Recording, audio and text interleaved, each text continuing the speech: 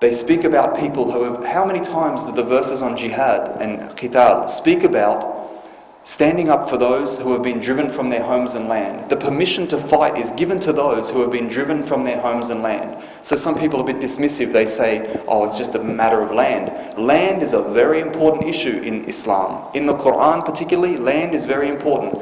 One of the best rewards Allah subhanahu wa ta'ala can give people is to give them a presence, a permission to live in a certain land. This was something that the children of Israel were given. Permission to live in such a holy land, should they abide by the laws and the will of Allah subhanahu wa ta'ala. So to be given land is a very important thing, and to have land taken from you is a very horrible thing. So much so that Allah gives you permission to fight against people who do that to you, because that is oppression. What does Allah say about oppression? Some people are a bit dismissive. They think that, oh, you know, what's happening over there, it's punishment from God and this sort of nonsense. Allah subhanahu wa ta'ala is very clear in Hadith Qudsi, for example. He speaks about the prohibition of oppressing. He says He prohibits oppression on Himself, and so He prohibits human beings to do it to one another, so don't oppress. Very clear in Hadith Qudsi. So this is what we are seeing in Palestine today is oppression. Allah does not permit or allow oppression. He does not do it Himself, and He doesn't allow other human beings to do it. Islam is a religion of justice.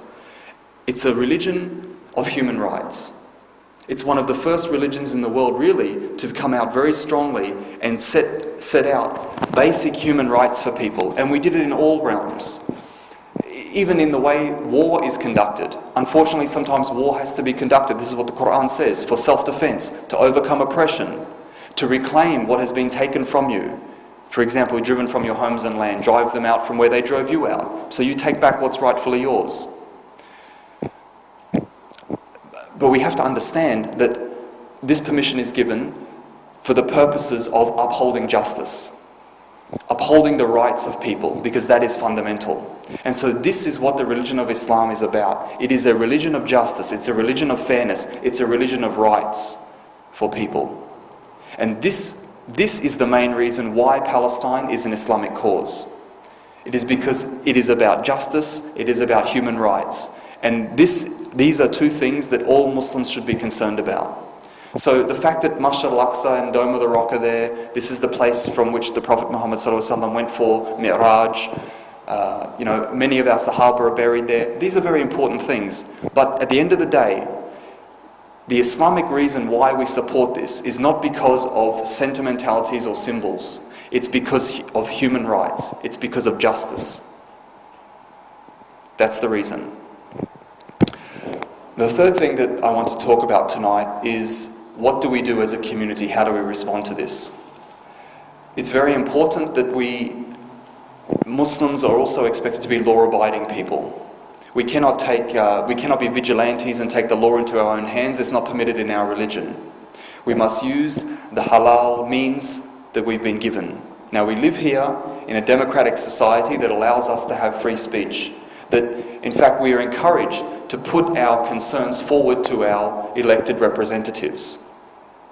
But unfortunately, I don't think enough Muslims are utilising this option, this means. We need to be very clear with our elected representatives that we are concerned about the human rights and the injustice and the oppression being suffered by the men, the women and children in Palestine and other parts of the world. But I'm concentrating on Palestine tonight. That's the topic of discussion. We are concerned about that. We need to, collectively, our numbers are significant in this country, much larger than the Jewish population in this country, much, much larger.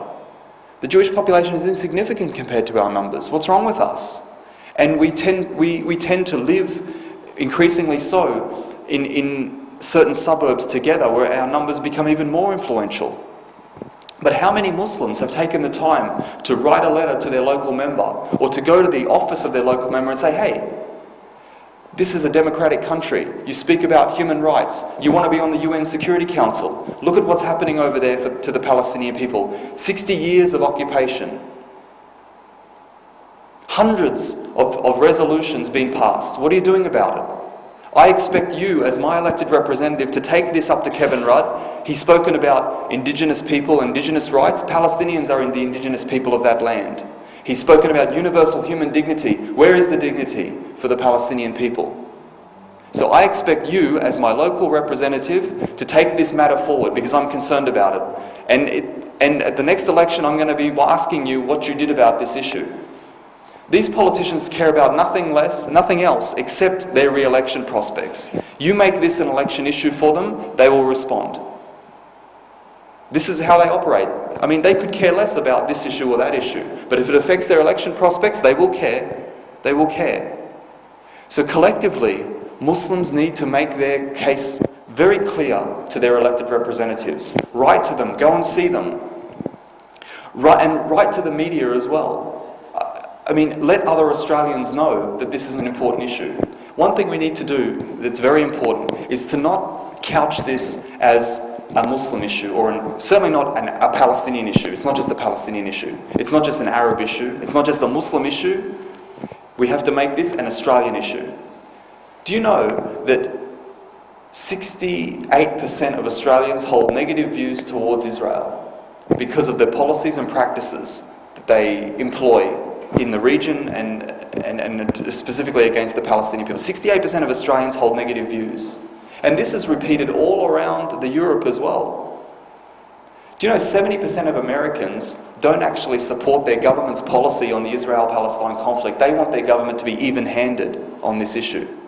There is a huge amount of global support for a just resolution of this conflict. And that message needs to go to the media, and it needs to go to politicians as well. The people are out there. The Australian people are out there. We've had a number of rallies for this cause, in Brisbane. Just last week we had one. We had over 2,000 people. Most of them were Australians who came to this rally. For people to spend their Saturday afternoon to come out to the city and march through the streets, especially with us, Muslims, is remarkable. It means they really are concerned. And if 2,000 people came and spent their time and effort to come out there, you can imagine how many more are concerned about this issue. I have spoken about this Palestine issue at so many different conferences and functions and churches. Churches invite me to come and tell them about Palestine. And the response I get is overwhelming. I will always get one person in the crowd, they're a bit pro-Israeli, pro-Zionist, whatever, and they'll ask some, questions that because they've got some idea from, some Jewish or Zionist propaganda. They're easy to dismiss once you have your basic facts in place. But overwhelmingly, 99% of people I speak to are completely supportive of the Palestinian cause. Why do they support it? Because they know it's an issue about justice and human rights. It's an issue about the upholding of international law. And that's the level at which we need to speak to people. When we speak to our politicians about it, we need to say, look, we're not interested in you being pro. My education, food, enough money to get by. I think the main responsibility for this doesn't lie with us here in Australia. We're individual citizens, we have limited resources available to us. There's a limit to what we can do here. But those countries that are right there in the region, they bear a big responsibility for this ongoing conflict. It's politics why they don't do more. Unfortunately, there's a lot of unfortunately, Muslims and many Muslim countries, particularly some Arab countries, are not sufficiently independent to be able to do what they want to do. They're heavily reliant on certain countries for aid or for some other resources and things like that. And this inhibits their ability to do what they should be doing on this conflict. Now, in saying that, if you look at the United Nations Security Council resolutions and other General Assembly resolutions, you can see that it's Muslim countries that have consistently kept this issue on the agenda. And that's about all we can say that they have done. They have kept it alive on the agenda of the United Nations at the General Assembly and the Security Council. But in practical terms, they could have done a lot more to support a resolution of this conflict than what they've done. It's pathetic, really. It's sad, it's pathetic. And they're answerable to Allah subhanahu wa ta'ala for their inactions.